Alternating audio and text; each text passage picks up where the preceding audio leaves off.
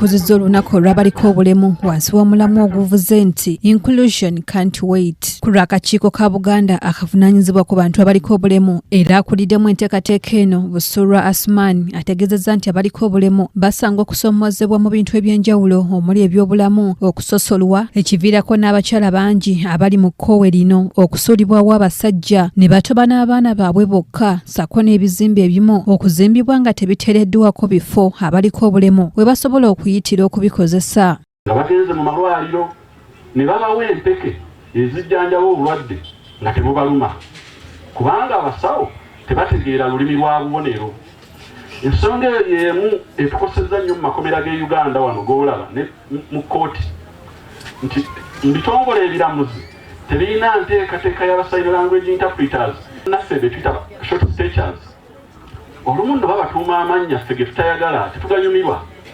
Abatuuma Nakampiginya, Abambuuti. Ensonga z'ebyobulamu, ensonga by'ebyenjigiriza, ensonga y'ebyenkulaakulana okulabika nti tutambulira awamu okubeera nti tewali asigalira amabega. Abaliko obulemu ensubi weeriri tujja kweyongera okulaakulana tukulaakulane n'Obuganda. Kaminsona mu minisita y'ekikula ky'abantu avunaanyizibwa ku baliko obulemu Prosper Muhumuza nga yakiikiridde minisita omubeezi ow'abaliko obulemu Hellen Grace Asamo yeebazizza Obwakabaka olw'amaanyi ge butadde mu kuyamba abantu abaliko obulemu. The Kingdom of Uganda has been very, very essential in promoting immunization for our children, and it's one of the critical ways of preventing some forms of disability. I'll work with the Central of Buganda Disability Council to ensure that we get the right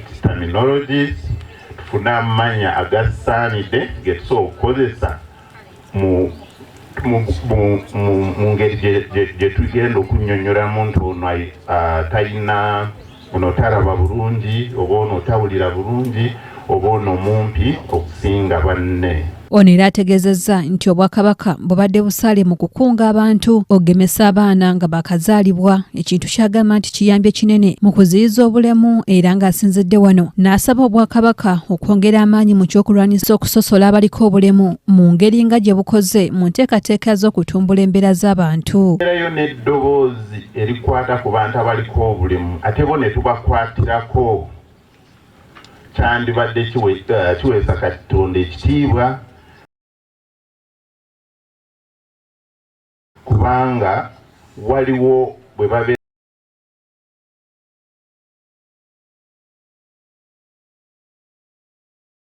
n'obuteesobola.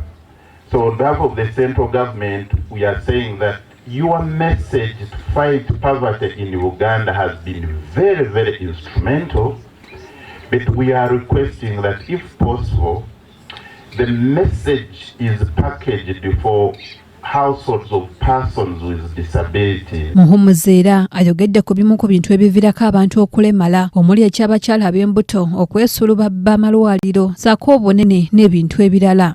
Our mothers, our pregnant women have not gone for antenatal care.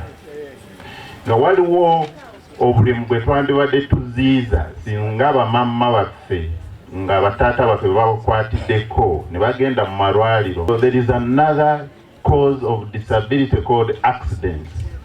All the casualty wards zirimu abaana baffe wano Buganda nga bavuga boda n'abalala nga bali victims of overspending or careless driving. Oweekitiibwa Muhammad Rwasa omumyuka w'omukubiriza w'olukiiko lwa Buganda nga yakiikiridde Katikkiro mu bubaka bwe asabye abantu obutaleka bantu baliko obulemu ng'agamba nti kino oluusi kyekiviirako ne gavumenti obutabateekerateekera.